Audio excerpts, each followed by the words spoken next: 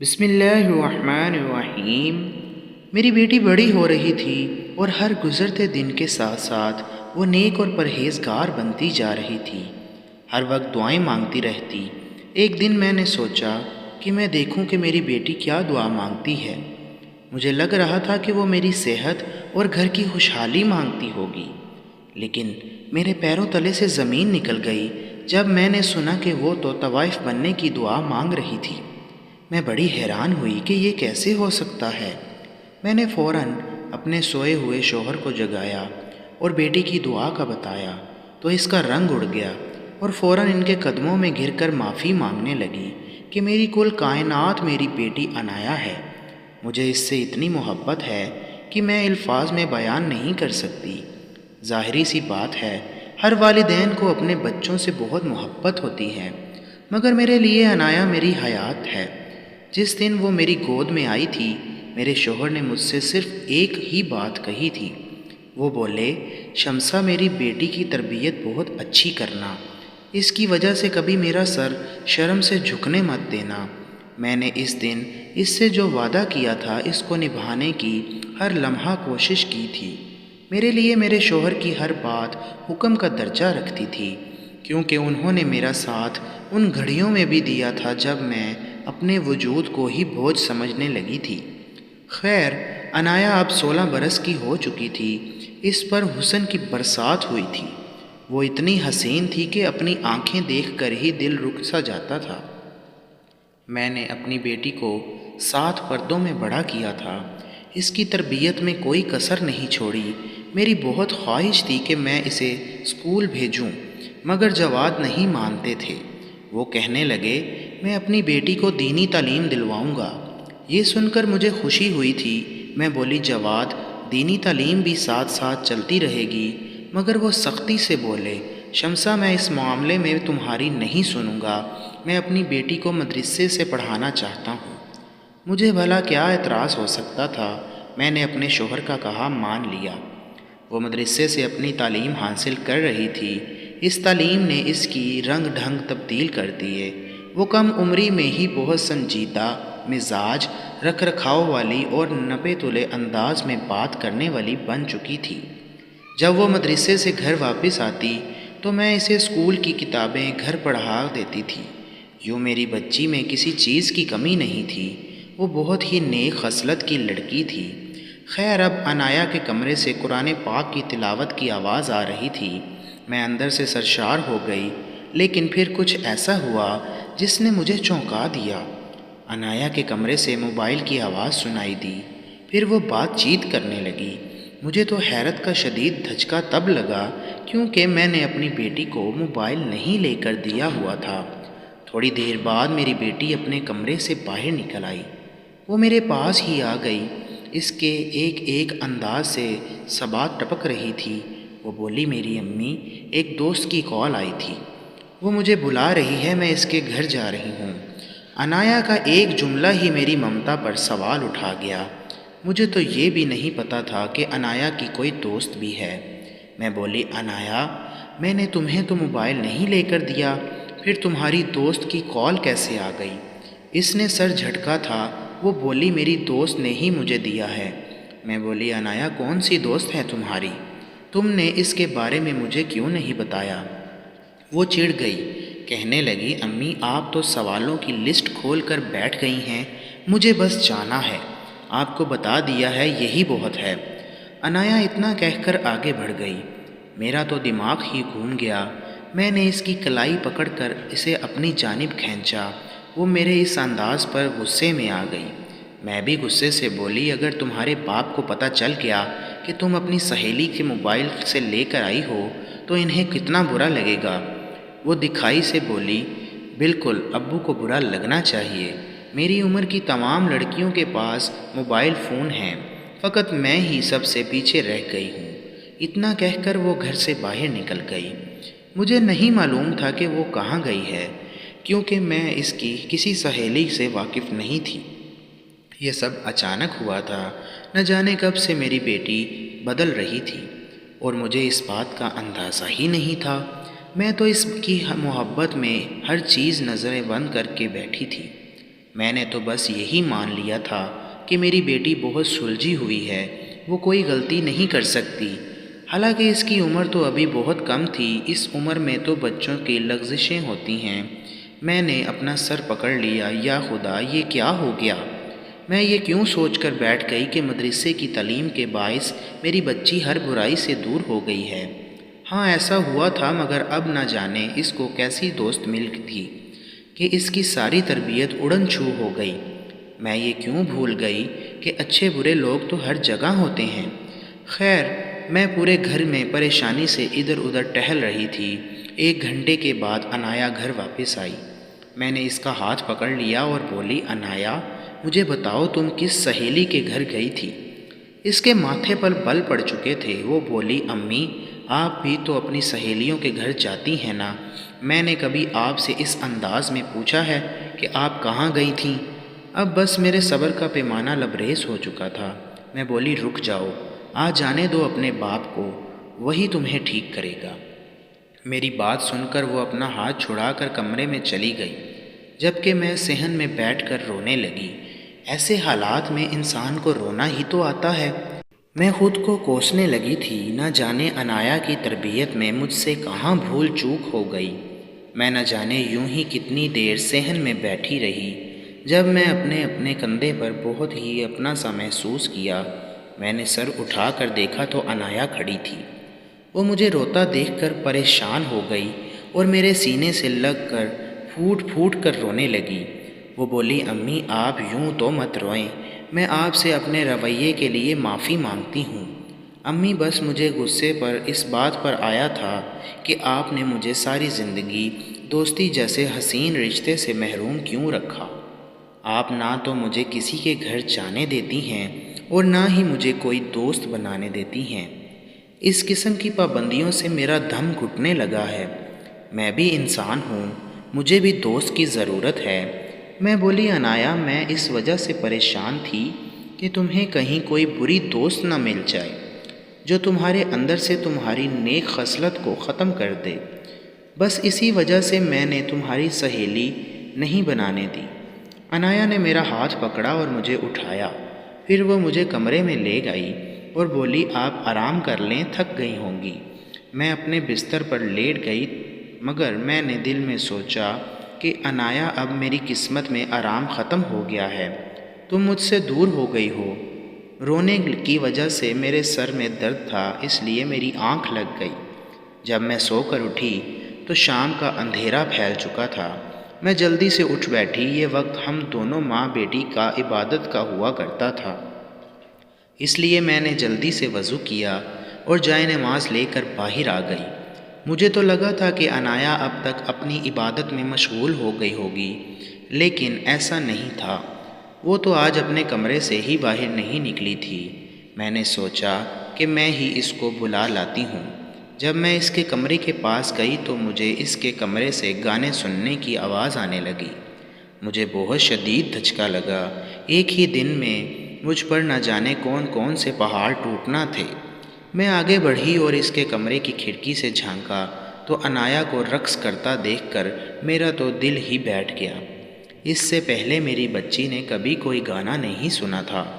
میں جائے نماز پر بیٹھ کر رونے لگی، اللہ سے گڑ گڑا کر دعا کرنے لگی کہ یا اللہ میری بیٹی کو سیدھے راستے پر لے آ، مجھے پریشانیوں سے بچا لے۔ انایا میرے کہنے میں تو آج کل تھی نہیں۔ میں نے سوچا کہ انایا کے ابو کو بتا دوں کہ ان کی بیٹی ہاتھ سے نکل چکی ہے، مگر میں ڈر گئی تھی کیونکہ میری تربیت پر سوال اٹھنا تھا۔ اگر انہوں نے مجھ سے کہہ دیا کہ شمسا میں نے ساری زندگی تم سے فقط ایک چیز مانگی تھی کہ تم میری بیٹی کی اچھی تربیت کرنا، تم تو وہ بھی نہیں کر پائی، پھر میں کیا کہوں گی ان سے؟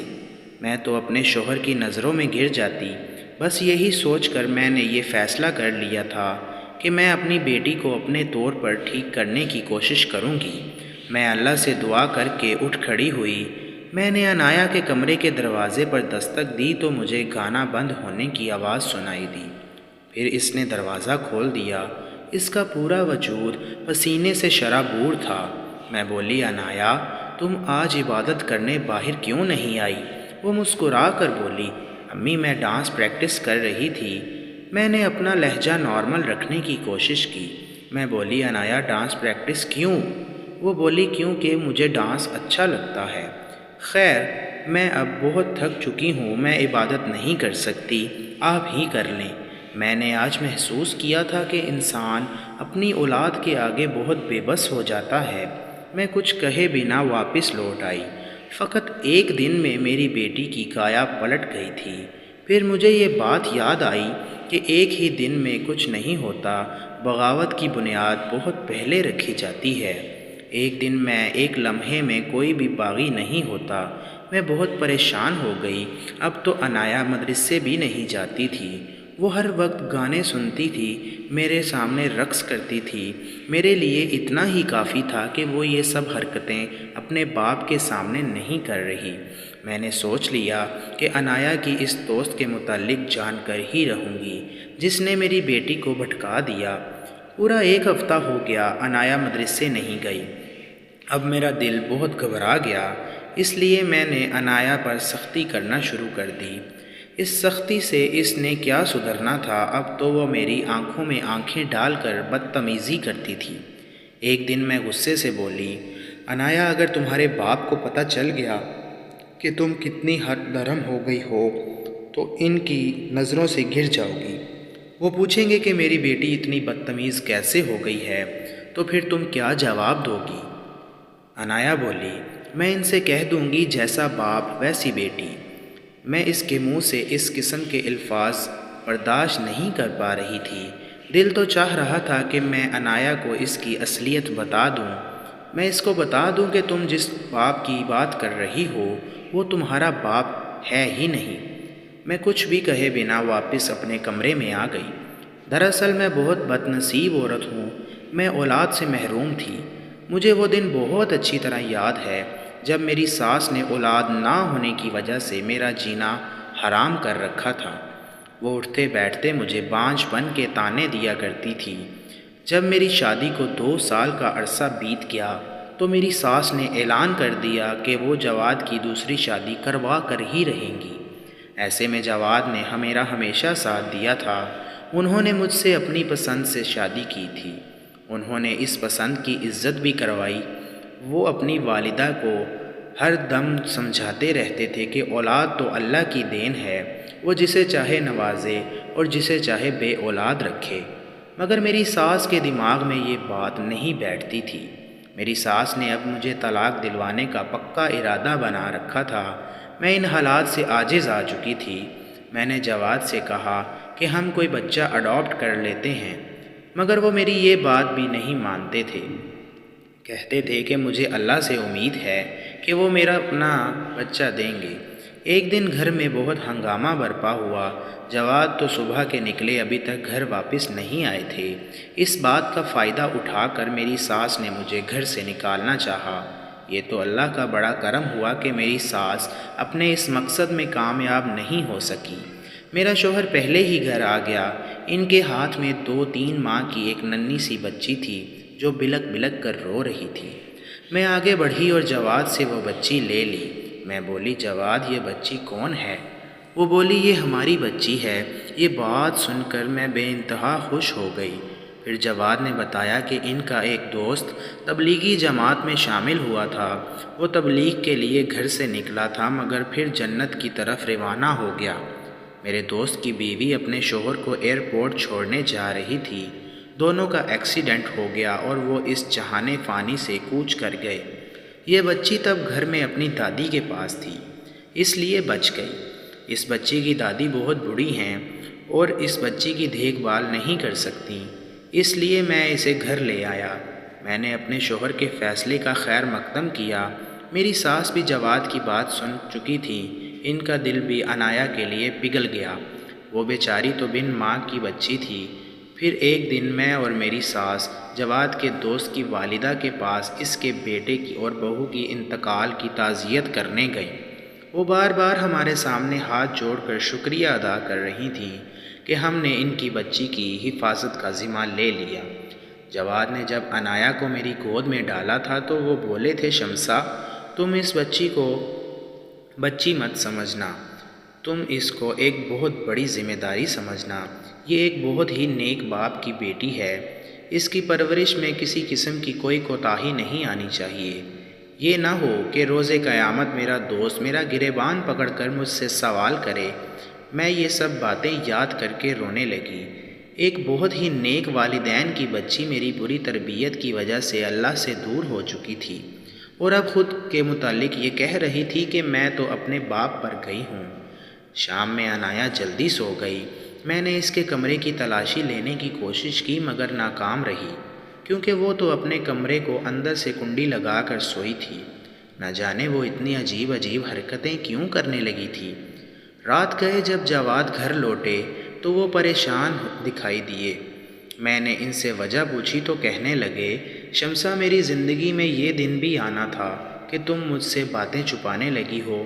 میں جواد کی بات سن کر بہت پریشان ہو گئی۔ میں بولی، اللہ نہ کرے کہ ایسا دن بھی آئے۔ وہ گلے سے بھری آنکھوں سے مجھے دیکھ کر بولے، شمسہ آج عنایا کے مدرسے سے مجھے فون آیا تھا۔ مجھے اس کے استاد نے بتایا کہ آپ کی بیٹی پچھلے 2 ہفتوں سے مدرسے میں نہیں آ رہی۔ مجھے حیرت تو اس بات کی ہے کہ تم نے یہ سب مجھ سے کیوں چھپایا۔ میں رونے لگی۔ میں بولی، جواد ہماری بچی کے رنگ ڈھنگ بدل چکے ہیں، اب وہ پہلے جیسی نہیں رہی۔ میری بات سن کر جواد بھی گھبرا گئے، کہنے لگے میں تمہاری بات نہیں سمجھا۔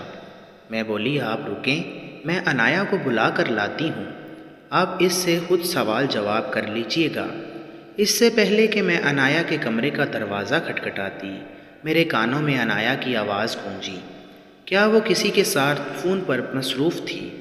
میں جلدی سے آگے بڑھی اور اس کی کھڑکی کے پاس جا کر کھڑی ہو گئی۔ میں یہ دیکھ کر حیران رہ گئی کہ میری بیٹی تو جائے نماز پر بیٹھی تھی۔ وہ دعائیا انداز میں ہاتھ اٹھائے ہوئے تھی۔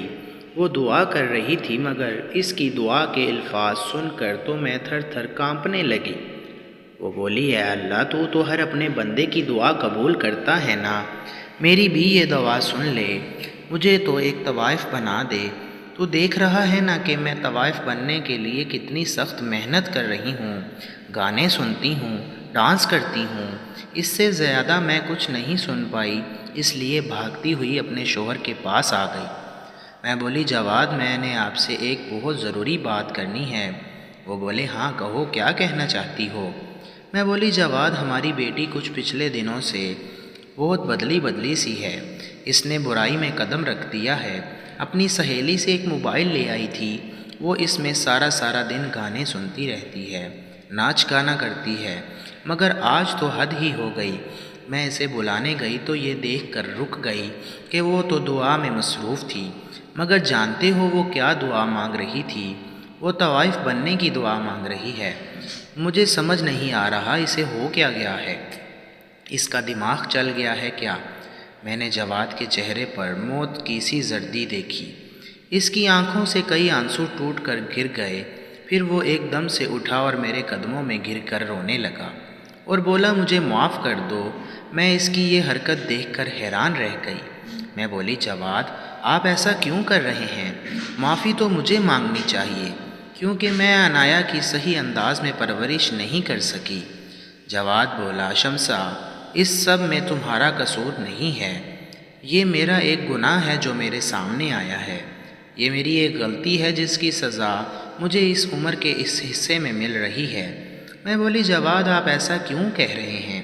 جواد بولے، شمسہ میں اپنے والدین کی اکلوتی اور بہت ہی لاڈلی اولاد تھا۔ میں نے اپنی زندگی بھرپور طریقے سے گزاری ہے۔ جوانی کی دہلیز پر قدم رکھا تو مجھ سے بہت سی لغزشیں بھی ہوئی تھیں، مگر پھر میں ذرا سنبھل گیا اور مجھے تم سے محبت ہو گئی۔ پھر میں نے تم سے شادی بھی کر لی۔ سب کچھ اچھا گزر رہا تھا، زندگی میں بہت سکون تھا، مگر ایک دن میرا دوست مجھے اپنے ساتھ لے گیا، کہنے لگا میں تمہیں جنت کی سیر کروا کر لاتا ہوں۔ میں نہیں جانتا تھا وہ مجھے کوٹھے پر لے جائے گا۔ میں اس کے ساتھ کوٹھے پر گیا تو مجھے ایک رقاصہ بہت اچھی لگی۔ میرا دل اس لمحے پلٹ گیا۔ شمسہ میں نے تم سے محبت کی شادی کی تھی، مگر میرے لیے تم بے معنی ہو چکی تھی۔ اب میں ہر وقت کوٹھے پر پہنچتا ہوتا مگر تم سے ہمیشہ یہی کہا کہ کام کر رہا ہوں وغیرہ وغیرہ۔ میں نے اس سے شادی کرنے کی ٹھان لی، اس لیے میں نے اس پر بہت سا پیسہ بھی لٹایا۔ یوں شمسہ میں نے تم سے چپ کر شادی کر لی، مگر یہ میری مہارت تھی کہ میں نے تمہیں اس بات کا پتہ نہیں چلنے دیا۔ مجھے اس وقت سے بہت خوف آتا تھا کہ اگر تمہیں اس بات کا پتہ چل گیا تو تم میرا گریبان پکڑ کر سوال کرو گی کہ ہماری محبت کا کیا بنا، تو میں کیا جواب دوں گا۔ انہی دنوں میری بیوی حسن آرا نے مجھے ماں بننے کی خوشخبری سنائی۔ وہ شادی کے پہلے 3 ماہ تو میرے ساتھ رہی، مگر پھر اس کا دل مجھ سے بھر گیا۔ وہ واپس اپنے کوٹھے پر جانا چاہتی تھی۔ میں نے اس کو روکنے کی بہت کوشش کی، مگر ایک دن وہ مجھ سے چوری چھپے ہی فرار ہو گئی۔ میں نے اس سے واپس لانے کی بہت کوشش کی، مگر وہ میری بات نہ مانی۔ اس نے عنایا کو بھی کوٹھے پر ہی جنم دیا۔ میں نے اس بچی کو واپس لینے کی بہت کوشش کی، مگر وہ کسی طرح رضامند نہیں ہوئی۔ مجبوراً میں نے اپنی آدھی جائیداد اس کے نام لگا کر اس سے بچی حاصل کی، مگر تب بھی اس نے مجھے بد دعا دے دی کہ اللہ کرے تمہاری بیٹی واپس میرے پاس ہی آ جائے۔ شمسہ میں تمہیں یہ حقیقت نہیں بتا سکتا تھا، اس طرح تو تم میری اولاد سے نفرت کرنے لگتی، اس لیے تم سے جھوٹ بولا کہ اور اپنے دوست کی والدہ کا کردار بھی ایسے ہی ایک عورت کو ادا کرنے کو کہہ دیا تھا۔ جواد یہ سب باتیں بتا رہا تھا جب مجھے کانچ ٹوٹنے کی آواز سنائی دی۔ پیچھے مڑ کر دیکھا تو عنایا کھڑی تھی۔ اس کے ہاتھ سے کانچ کا گلاس چھوٹ کر ٹوٹ چکا تھا۔ پھر وہ جواد کے پاس آئی اور اس کا ہاتھ اٹھا کر اپنے سر پر رکھا اور بولی، ابو قسم کھائیں میرے سر کی، آپ نے جو کہا سچ ہے۔ جواد نے ایک لمحہ بھی ضائع نہیں کیا اور قسم کھا کر اپنی صداقت کا یقین دلا دیا۔ تب عنایا بولی، اس کا مطلب میری ماں حسن آرا ہے۔ حسن آرا شاید عنایا کو بھی اپنا پیشہ اختیار کرانا چاہتی تھی، جب ہی تو وہ جواد سے اس بات کا انتقام لینا چاہتی تھی کہ اس نے عنایا کو اس سے دور کیوں کر دیا۔ خیر، میں نے اور جواد نے بہت اچھے طریقے سے عنایا کو ہر بات سمجھا دی۔ عنایا نے بھی ہم سے معافی مانگ لی۔ اب وہ پھر سے سدھر چکی ہے۔ اس نے تمام بری حرکتوں سے توبہ کی۔ میری تو یہی دعا ہے کہ اللہ ہم سب کے بچوں کو حاسدوں کے شر سے محفوظ رکھے۔ دوستو، اگر آپ کو ہماری یہ ویڈیو بھی پسند آئی تو کائنڈلی ویڈیو کو لائک کریں اور ہمارے چینل توفیق وائس کو سبسکرائب کر کے بیل آئیکن لازمی دبائیں تاکہ ہماری آنے والی ہر نئی ویڈیو آپ تک بروقت پہنچتی رہے۔ تو ملتے ہیں کل ایک نئی ویڈیو کے ساتھ، تب تک کے لیے اللہ حافظ۔